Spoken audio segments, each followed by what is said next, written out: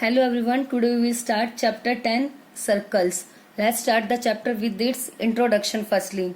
First of all, we do the definition of the circle. Circle हमें बताता है कि क्या होता है. एक क्लोज फिगर होती है जिसे हम राउंडेड फिगर भी बोलते हैं. ठीक है, तो इसकी डेफिनेशन क्या होगी. A circle is a collection of all the points in a plane which are at a constant distance from a fixed point. मतलब जो एक सर्कल होती है वो प्लेन के बहुत सारे पॉइंट्स की कलेक्शन होती है. मतलब इसमें हर पॉइंट पर हम कहीं पर भी बहुत सारे पॉइंट्स बना सकते हैं ना. ठीक है, तो इसलिए कलेक्शन हो गई ऑल द पॉइंट्स की. विच आर एट ए, जो कि ये सभी जो पॉइंट्स होंगे ना वो एक कांस्टेंट डिस्टेंस पर होंगे. जैसे मान लो मैंने ये पॉइंट ले लिया ए पॉइंट, या ऐसे मान सकते हैं बी पॉइंट, सी पॉइंट. ठीक है, बहुत सारे इस तरह से हम कई पॉइंट्स मान सकते हैं जो कि जिनका जो डिस्टेंस है वो कांस्टेंट होगा from a fixed point. Fixed point मतलब जो हमारा क्या होगा, सेंटर. क्योंकि सर्कल का एक ही फिक्स पॉइंट होता है जो उसका क्या होता है, सेंटर, जहां से हम सर्कल को ड्रॉ करते हैं. ठीक है, तो इस फिक्स पॉइंट से ये जितने भी पॉइंट्स हम सर्कल के ऊपर लेंगे इन सब का डिस्टेंस कांस्टेंट होगा. मतलब सेम होगा, चेंज नहीं होगा वो. क्योंकि हमें पता है जो ये सर्कल से लेके सेंटर से लेके जो ये सर्कल तक, इस पॉइंट तक जो ये लाइन होगी ये हमारी क्या होती है, रेडियस ऑफ द सर्कल. और रेडियस हम कहीं पर भी ड्रॉ करें सर्कल में वो हर पॉइंट पर कैसी होगी, इक्वल होगी. इसलिए ये डेफिनेशन से क्या होगा, क्लियर हो गया हमें कि जो सर्कल है वो बहुत सारे पॉइंट्स की कलेक्शन है जो कि एक फिक्स्ड पॉइंट से कांस्टेंट डिस्टेंस पर है. वो सभी के सभी पॉइंट्स, मतलब जो वो कांस्टेंट डिस्टेंस पर जो लाइन होगी उसे हम बोलते हैं रेडियस. और जो हमारा फिक्स्ड पॉइंट होगा उसे हम क्या बोलेंगे, सेंटर ऑफ द सर्कल. ये शो भी कर दिया आपका ओ है, यहाँ पे रेडियस हो जाएगी. और ये ओ जो पॉइंट है वो हमारा क्या है, सेंटर ऑफ द सर्कल. अब नेक्स्ट डेफिनेशन आती है कोड की. कोड क्या होती है, कोड इज द, कोड जो कोई भी सर्कल की होती है, is the line segment. Line segment whose both ends lies on the circle. जैसे ये हमारे पास एक सर्कल है. अब कोड को क्या होगी सर्कल की, जिसके दोनों एंड पॉइंट्स, मतलब जिसका स्टार्टिंग पॉइंट भी और एंडिंग पॉइंट दोनों के दोनों किसके ऊपर लाई करेंगे, सर्कल के ऊपर. ठीक है, जैसे कि ये लाइन हो गई हमारी, ए बी नाम दे दिया सपोज मैंने, ए और यहाँ पे लिख दिया इसको बी. तो जो ये ए बी लाइन होगी this is the code of the circle. और इसको हम लाइन सेगमेंट इसलिए बोलते हैं ना क्योंकि ये फिक्स लेंथ है इसकी ए बी इतनी. मतलब इसको हम ऐसे और एक्सटेंड नहीं कर सकते, ना लेफ्ट साइड पे ना राइट साइड पे, इतनी ही इसकी लेंथ रहेगी. इसलिए क्या हो जाएगी ये एक लाइन सेगमेंट. इस तरह से जरूरी नहीं कोड यहाँ पे हो या यहाँ, इस टाइप से ये सब भी हमारी क्या हो जाएगी, कोड ऑफ द सर्कल. मतलब वो लाइन सेगमेंट सर्कल के अंदर जिसके दोनों के दोनों पॉइंट्स, मतलब स्टार्टिंग भी और एंडिंग भी दोनों किस पर लाई कर रहे होंगे, सर्कल के ऊपर, उसको हम क्या कहते हैं, कोड.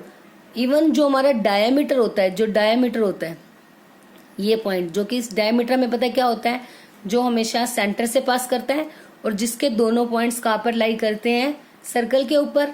मतलब स्टार्टिंग भी सर्कल से होती है और एंड भी सर्कल से होता है. बस एक कंडीशन लग जाती है, क्या हो जाती है कि वो कहाँ से पास करता है, सेंटर से. तो जो डायमीटर होता है वो भी हमारी एक कोड ही है. इसलिए हम जो डायमीटर होता है ना उसको हम बोलते हैं longest code of the circle.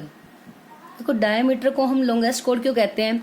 अब देखो ये कोड हो गई. इस तरह से अगर हम ऐसे बहुत सारी कोड्स अगर बनाते हैं सपोज, अब देखो ये सबसे बड़ी, क्योंकि ये सेंटर हो गया हमारा.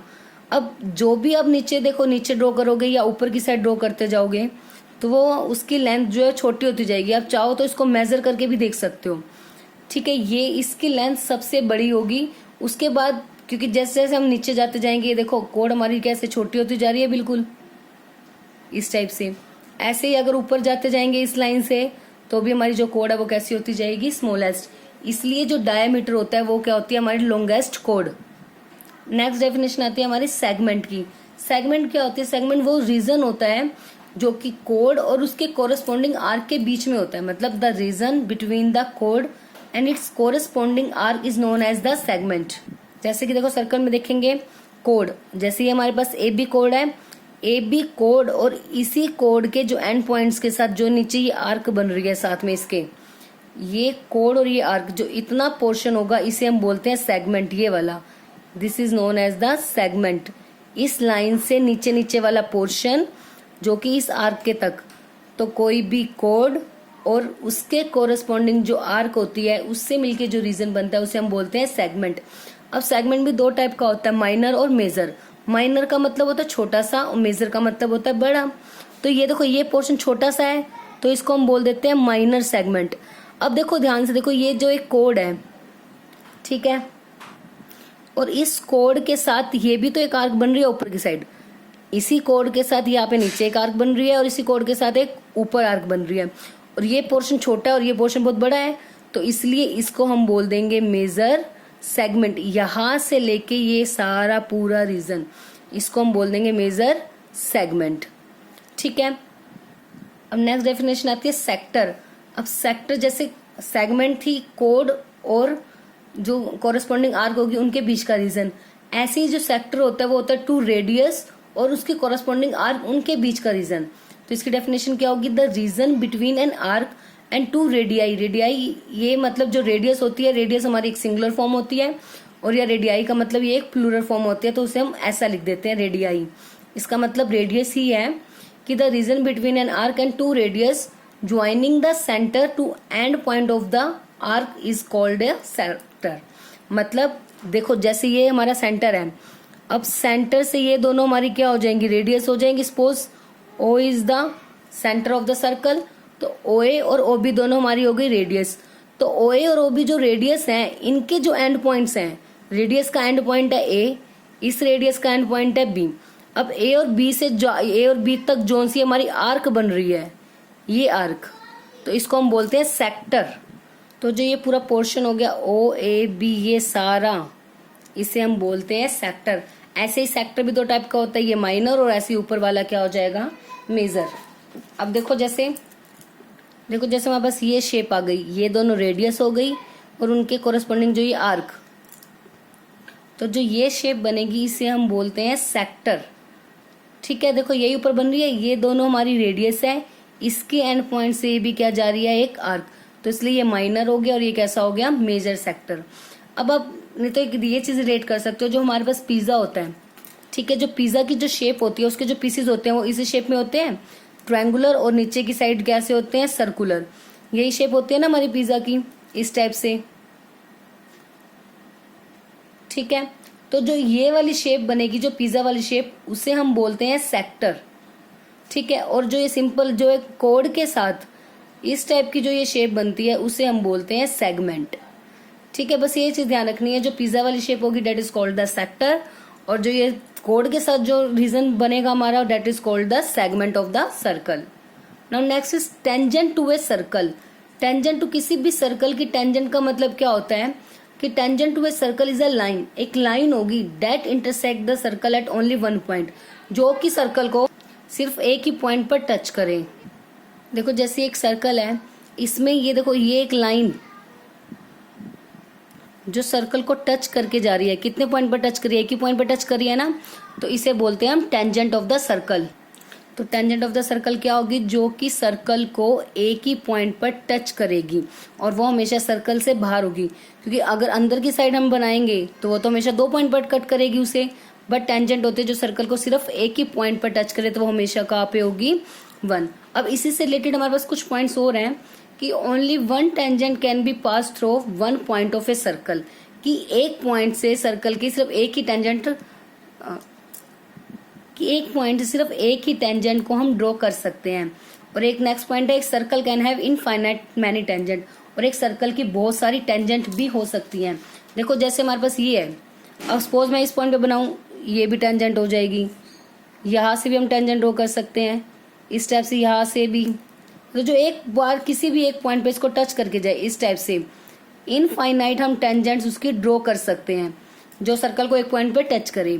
बट एक पॉइंट से सिर्फ एक ही टेंजेंट ड्रॉ की जा सकती है। इसका मतलब है जैसे एक पॉइंट से यहाँ पे ड्रॉ की हमने, तो इस पॉइंट से देखो हम कहीं और तो ले ही नहीं सकते, ऐसे भी नहीं जाएगी, वो अलग पॉइंट पे कट होगी। तो इसलिए एक पॉइंट से तो सिर्फ एक ही टेंजेंट ड्रॉ कर सकते हैं, बट वैसे जो सर्कल होता है उसकी हम बहुत सारी टेंजेंट्स हम बना सकते हैं। मतलब एक सर्कल की तो इनफाइनाइट मैनी टेंजेंट्स होती हैं, बट एक पॉइंट से सिर्फ एक ही टेंजेंट पास हो सकती है। हाँ, एक और चीज होती है कि अब मान लो इसमें एक ना रेडियस है, सपोज एक रेडियस मैं यहाँ तक कट करती हूँ इस पॉइंट तक, तो जो ये रेडियस और जो ये टेंजेंट का ये पॉइंट होता है जहाँ पर ये इसको मीट कर रहा है सर्कल को, तो जहाँ पे ये रेडियस और ये टेंजेंट का पॉइंट दोनों मीट करते हैं, इस पॉइंट को हम बोलते हैं पॉइंट ऑफ कॉन्टैक्ट। जहाँ पे इन दोनों का कॉन्टैक्ट हो रहा है, किसका, रेडियस का और tangent of the circle.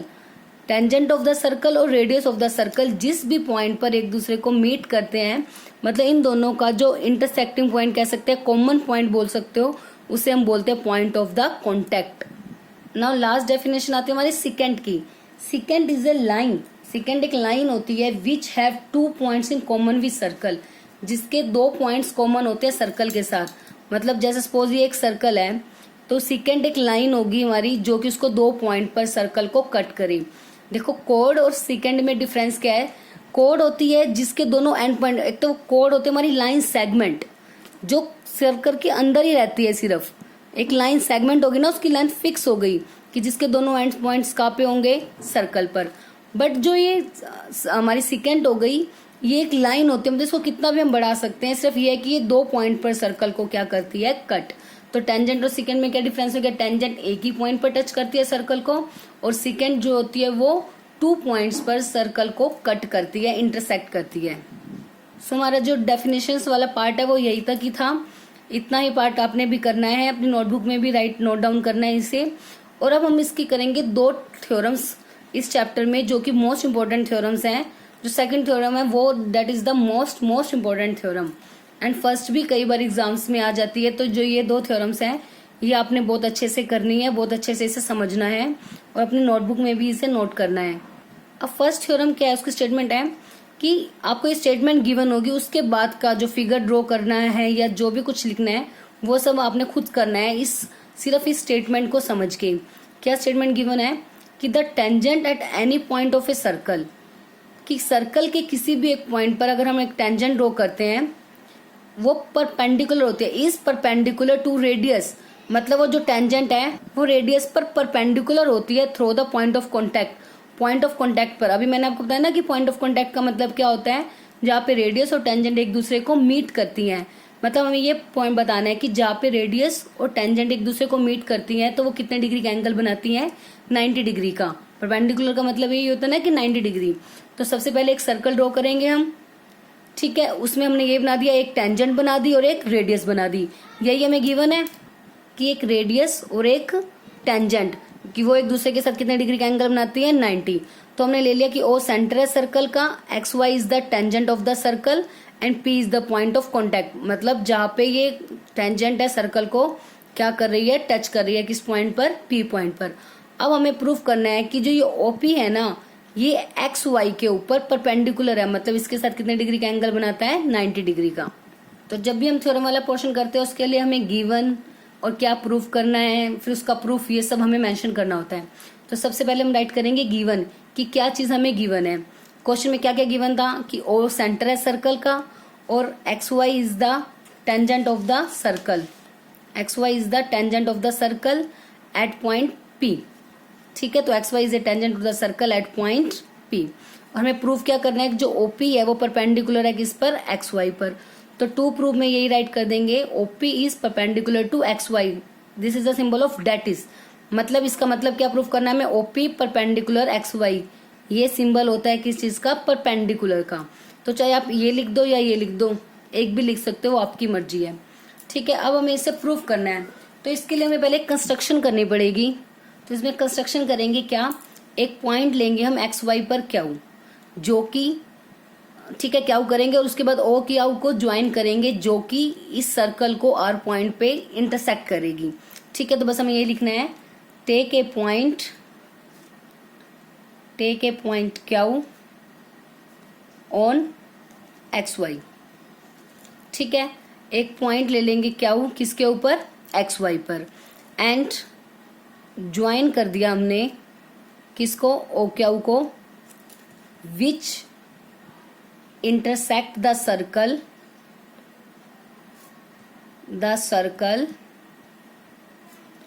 At point R, ठीक है, जो कि सर्कल को किस पॉइंट पर कट कर रही है, आर पर। अब इसका हम करेंगे प्रूफ ऑफ द थ्योरम। देखो अब हमने ये एंगल दिखाना है कितना, 90 डिग्री का। अब हमारे पास एक थ्योरम होती है, एक रिजल्ट भी आप कह सकते हो, जो आपने अगर 7th 9th क्लास में भी आपने पढ़ा था, कि जो स्मॉलेस्ट साइड होती है उसके अपोजिट एंगल भी स्मॉलेस्ट होता है, ऐसे ही जो लॉन्गेस्ट साइड होती है उसके स्मॉलेस्ट एंगल भी क्या होता है, सबसे बड़ा। अब अगर हम ये दिखा देंगे, ओपी को अगर हम शॉर्टेस्ट दिखा दें और ओक्यू को अगर हम बड़ी साइड दिखा देंगे, लॉन्गेस्ट साइड, तो उससे ये एंगल कितने डिग्री का हो जाएगा, 90 परपेंडिकुलर। क्योंकि हमें ये पता है कि जो शॉर्टेस्ट साइड होती है राइट एंगल में, मीन्स जो शॉर्टेस्ट साइड होती है वो क्या होता है, परपेंडिकुलर होता है। ठीक है, ये आपने एक थ्योरम प्रूफ भी की हुई है 9th क्लास में। अदरवाइज एक रिजल्ट भी है, मैं आपको दिखाती हूँ। देखो आपकी बुक में एक ना रिजल्ट भी दिया हुआ है, out of all the line segments drawn from a point to points of line not passing through the point the smallest is the perpendicular to the line, कि जो सबसे स्मॉलेस्ट साइड होगी वो क्या होती है, परपेंडिकुलर। तो अगर हम यही दिखा दे कि जो मतलब इस लाइन के ऊपर लाई करने वाले किसी भी पॉइंट से, ठीक है, मतलब जो कि लाइन ऑफ कॉन्टैक्ट, मतलब पॉइंट ऑफ कॉन्टैक्ट से अनदर पॉइंट, मतलब पी से अनदर हम कहीं पर भी कोई पॉइंट ले, जैसे मैंने क्या यहाँ पे लिया, यहाँ कोई भी पॉइंट लूँ, यहाँ किसी भी पॉइंट पर हम कोई भी पॉइंट लेते हैं, उन सब का डिस्टेंस अगर ओपी से बड़ा आ जाता है तो उसका मतलब क्या होगा, ओपी सबसे स्मॉलेस्ट साइड होगी, और सबसे स्मॉलेस्ट साइड जो क्या होती है, परपेंडिकुलर टू द लाइन। यही हमारे पास है रिजल्ट की जो स्मॉलेस्ट होगी वो क्या होगी, परपेंडिकुलर टू द लाइन। तो अब हमारा मेन मोटो है कि हमें ये प्रूव करना है किसी तरह से कि जो ओपी है वो सबसे स्मॉलेस्ट साइड होगी। ठीक है, तो देखो अब इसे कैसे प्रूव करेंगे हम। अब इसमें देखो जो ओपी है और ओआर है वो इक्वल होंगे, क्योंकि दोनों क्या है, रेडियस है ना सर्कल की, ओपी भी और ओआर दोनों क्या है, रेडियस ऑफ द सर्कल, तो इसलिए दोनों आपस में क्या होंगी, equal, radius of circle. This is our equation number 1। ठीक है, अब उसके बाद जो ओक्यू लाइन है वो फिगर से हमें दिख रही है, वो ओआर से बड़ी है। ओआर तो यहाँ तक हमारे पास साइड है, और ओक्यू जो है वो इससे बिग है, क्योंकि उससे एक्स्ट्रा है ना इतनी वैल्यू। तो इसलिए जो ओक्यू है, या हम लिख सकते हैं फ्रॉम फिगर, जो ओक्यू है वो ग्रेटर है किससे, ओआर से। ठीक है, और ओआर किसके इक्वल थी, ओपी से। तो जो ओक्यू है वो ग्रेटर हो गई किससे, OP, using equation 1, OP equals to OR. ठीक है, देखो ओक्यू ओआर से बड़ी आ गई from the figure, OQ is greater than OR. अब ओआर किसके इक्वल थी, ओपी के। तो जो ओक्यू है वो किससे ग्रेटर हो गई, हमारी ओपी से ग्रेटर हो गई फ्रॉम इक्वेशन 1। अब ये देखो जो ओपी है वो छोटी साइड आ गई इससे। ऐसे सपोज मैं यहाँ पे पॉइंट कोई भी ले लेती हूँ, तो उस केस में भी जो ये लाइन होगी, ये लाइन इस लाइन से क्या होगी, छोटी होगी, क्योंकि रेडियस है। अब हम कोई भी जो पॉइंट ले रहे हैं वो सर्कल के बाहर ले रहे हैं। अब सर्कल के आउटसाइड अगर हम कोई भी पॉइंट लेंगे तो वो जो लाइन होगी, अगर हम उसे सेंटर से ज्वाइन करेंगे, वो हमेशा रेडियस से बड़ी होगी, क्योंकि सर्कल के बाहर आउटसाइड हम कहीं पर भी कोई भी पॉइंट लेते हैं वो ऑलवेज ग्रेटर देन होता है किससे, रेडियस से। ठीक है, तो इस केस में ये भी ओपी भी तो हमारी क्या है, रेडियस है ना। तो हर केस में अगर मैं मान लो यहाँ पर भी पॉइंट लेती हूँ, तो हर केस में जो ओपी है वो आपकी स्मॉलेस्ट साइड आएगी, because this is the radius of the circle. और आउटसाइड हम मतलब क्योंकि टेंजेंट है वो हमेशा सर्कल के बाहर होती है, और हम टेंजेंट पर कभी भी कोई भी पॉइंट आप लोगे वो हमेशा लाइन आपकी रेडियस से हमेशा क्या होगी, बड़ी होगी। तो इसलिए ओपी जो है हमेशा क्या होगा, स्मॉलेस्ट साइड होगी। और अभी हमने कहा था कि जो स्मॉलेस्ट साइड होगी तो वो क्या होती है, परपेंडिकुलर होती है उस लाइन के ऊपर। तो बस यही हमारा रिजल्ट प्रूव हो गया, बस हमने यही लिखना है सिर्फ। तो बस अब हम यही राइट करेंगे इस पे, सिंस, या फिर लिख सकते हो बिकॉज दिस हैपन्स, कि हर चीज के लिए, हर कंडीशन के लिए ये ट्रू होगी, किसके लिए, फॉर एवरी पॉइंट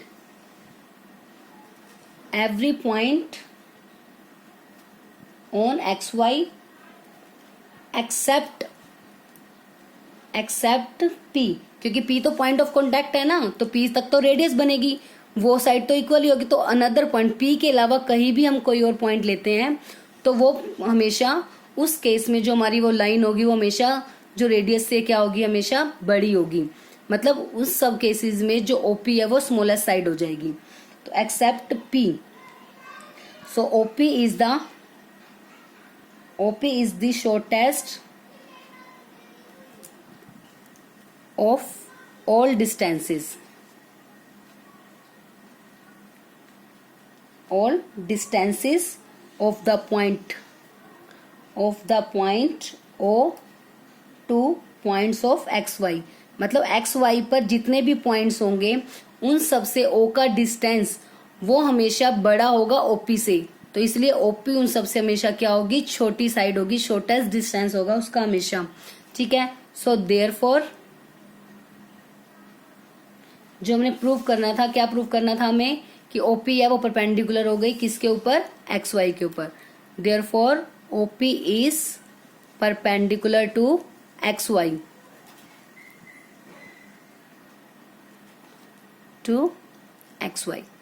फिर मैं आपको दोबारा बता देती हूँ। देखो सिंपल, अगर इस टाइप का क्वेश्चन आ जाए कि हमें प्रूव करना है कि जो ये लाइन है इसके ऊपर परपेंडिकुलर है, तो अगर किसी लाइन को आपको परपेंडिकुलर शो करना है तो उस केस में हम क्या दिखा देंगे, उसका डिस्टेंस उस लाइन के ऊपर बाकी जितने भी पॉइंट्स होंगे उन सबसे छोटा दिखा देंगे, तो उस केस में वो हमारा क्या हो जाएगा, परपेंडिकुलर, वो साइड क्या हो जाएगी, परपेंडिकुलर। तो बस हमें यही दिखाना है कि OP का डिस्टेंस बाकी अनदर किसी भी पॉइंट से अगर हम O का डिस्टेंस लेते हैं उन सब से क्या होगा, छोटा। तो इसमें हमने क्या किया, सबसे पहले कंस्ट्रक्शन की, और क्या को ज्वाइन किया, क्या एक पॉइंट लिया XY के ऊपर, O को क्या से ज्वाइन किया जो कि इसको सर्कल को किस पॉइंट पर कट कर रही है, R पर। तो OP और OR दोनों हमारी रेडियस है सर्कल की, दो आपस में कैसी हो गई, इक्वल। और जो OQ है वो OR से क्या है, बड़ी है। तो OQ OR से बड़ी है और OR किसके इक्वल थी, OP, तो OR के प्लेस पर मैंने क्या लिख दिया, सिर्फ OP। तो जो OQ है वो OP से बड़ी आ गई, मतलब OP क्या है, छोटी आ गई।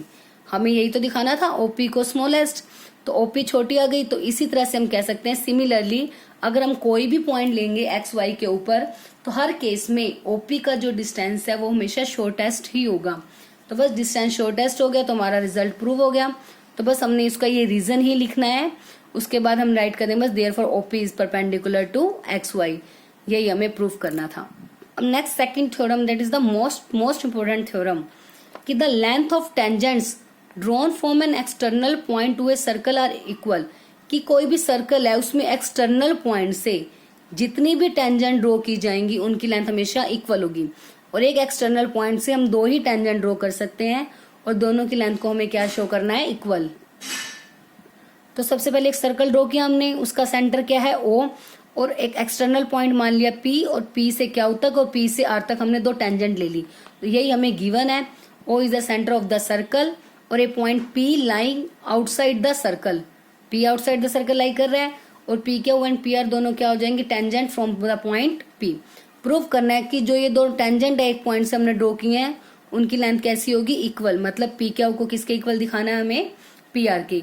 तब इसमें हमने कंस्ट्रक्शन करनी है, क्या कंस्ट्रक्शन करेंगे, OQ को ज्वाइन करेंगे, OR को और OP को, बस। तो यही लिखना है, join OP OQ and OR।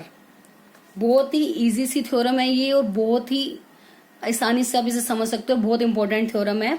तो थोड़ा ध्यान से देखोगे तो अगर हम दो ट्रायंगल हमारे पास बन रहे हैं, दो ट्रायंगल को अगर हम कॉन्ग्रुएंट प्रूफ कर दें तो कॉन्ग्रुएंसी के रूल से ये CPCD से ये साइड्स आपस में कैसे हो जाएंगी, इक्वल। तो दोनों ट्रायंगल लेके चलते हैं, कौन कौन से triangle, in triangle POQ and triangle POR। अब इसमें देखो क्या क्या इक्वल है, जो OQ साइड है वो OR के इक्वल होगी, क्यों, क्योंकि दोनों क्या है, रेडियस ऑफ द सर्कल। तो OQ equals to OR, OQ और OR इक्वल होंगे, दोनों क्या है, रेडियस ऑफ द सर्कल। ये जो भी आप चीज लेते हो इक्वल, वो क्यों लिया उसका आपको रीजन देना है, ठीक है। तो OQ equals to OR because both of these are the radius of the circle. उसके बाद देखो ये साइड दोनों में कॉमन आ रही है, OP इक्वल्स टू OP, क्योंकि दोनों में सेम ही है ये साइड, तो OP इक्वल्स टू OP दोनों कैसी साइड हो गई, कॉमन हो गई। उसके बाद देखो थर्ड साइड तो हमें इक्वल प्रूफ करनी है, तो थर्ड साइड तो हम ले नहीं सकते, बट जो एंगल है देखो, अभी हमने इससे पहले थ्योरम एक प्रूफ की थी कि जो रेडियस होती है वो टेंजेंट के साथ कितने डिग्री का एंगल बनाती है, 90 डिग्री का, कि जो टेंजेंट है वो रेडियस के ऊपर परपेंडिकुलर होती है। ऐसे ही this is also a tangent और ये रेडियस है तो इसके ऊपर ये क्या होगी, परपेंडिकुलर। तो ये एंगल भी 90 डिग्री का हो गया और ये एंगल भी कितने डिग्री का हो गया, 90 डिग्री। आप चाहो तो इसे एंगल 1 और 2 नेम दे सकते हो। So angle 1 equals to angle 2। अगर जैसे नेमिंग नहीं देनी 1 और 2 तो आप ऐसे राइट करोगे angle P Q O equal होगा PRO। ठीक है, तो 1 और 2 इक्वल होंगे। इसका रीजन हमें लिखना है कि because tangent is perpendicular to radius. Tangent is perpendicular to radius. अगर आप एक भी रीजन नहीं राइट करोगे तो उसके आपके मार्क्स कट होंगे, इसलिए हर एक का रीजन लिखना जरूरी है। अब देखो तीनों साइड्स हो गई। अब ये कौन सा रूल बन रहा है हमारे पास? जो कॉन्ग्रुएंसी के रूल होते थे क्या क्या होते थे? या तो side side side, side angle side, angle side angle, या फिर RHS रूल। अब साइड साइड साइड तो है नहीं, तीनों साइड्स नहीं है, और एंगल साइड भी नहीं हो सकता बिकॉज हमने साइड्स लिए हैं ये दोनों, एंगल तो इनके बीच का नहीं है। बट ये एंगल कितने डिग्री का है? 90। जब भी 90 डिग्री का हम एंगल इक्वल लेते हैं तो उस केस में देखो कौन सा RHS रूल देखते हैं अप्लाई हो रहा है। RHS रूल का मतलब होता है एक एंगल 90 डिग्री का, एक एंगल 90 का हो गया, उसके बाद उनकी हाइपोटेन्यूज इक्वल। तो इस केस में देखो इसके सामने वाली हाइपोटेन्यूज OP हो गई, इसके सामने भी हाइपोटेन्यूज OP और हाइपोटेन्यूज हमारी इक्वल है। तो बस RH और कोई भी एक साइड, और एक साइड हमारी ये वाली इक्वल है OQ और OR। तो इसका मतलब कौन सा रूल अप्लाई हो गया? हमारा RHS रूल। सो बाय RHS कॉन्ग्रुएंसी रूल हम क्या कह सकते हैं कि जो ट्रायंगल POQ है वो कॉन्ग्रुएंट होगा ट्रायंगल POR। अब दोनों ट्रायंगल अगर कॉन्ग्रुएंट हो गए तो इसके कोरस्पॉन्डिंग पार्ट्स भी कैसे होंगे? इक्वल। तो हमें प्रूव करना था क्या? PQ और PR। अब जो PQ है देखो इसका पार्ट है PQ इक्वल PR, दोनों कोरस्पॉन्डिंग पार्ट्स हैं, तो PQ equal PR by CPCT। तो बस हमें यही तो प्रूव करना था कि जो tangents from the external points से जो भी टेंजेंट होंगे उनकी लेंथ कैसी होगी? आपस में इक्वल। तो बस सिंपल सा ये थ्योरम है ये वाली कि हमने क्या लेके चलना है। हमें पास गिवन है कि दो टेंजेंट है हमारे पास PQ और PR, जो कि एक एक्सटर्नल पॉइंट P से है और वो सेंटर है। प्रूव करना है कि जो ये दोनों टेंजेंट है PQ और PR इनको हमें इक्वल दिखाना है। कंस्ट्रक्शन की हमने O से Q को P और R सभी पॉइंट्स को ज्वाइन कर दिया। ठीक है, अब प्रूफ में बस हमने दिखाना है कि दोनों ट्रायंगल को कॉन्ग्रुएंट, एक साइड ये OP कॉमन है, OQ OR दोनों इक्वल है बिकॉज रेडियस है। ये एंगल 90 डिग्री की हो गई क्योंकि अभी हमने थ्योरम में प्रूफ किया है कि जो टेंजेंट होती है वो रेडियस पर परपेंडिकुलर होती है। तो बस तो कौन सा रूल अप्लाई हो गया हमारे यहाँ पे? RHS congruency rule. तो RHS कॉन्ग्रुएंसी रूल से दोनों ट्रायंगल हो गए कॉन्ग्रुएंट। कॉन्ग्रुएंट होते ही इसके CPCT से कॉन्ग्रुएंट पार्ट जो से इसके कोरस्पॉन्डिंग पार्ट्स है वो आपस में कैसे हो जाएंगे? इक्वल।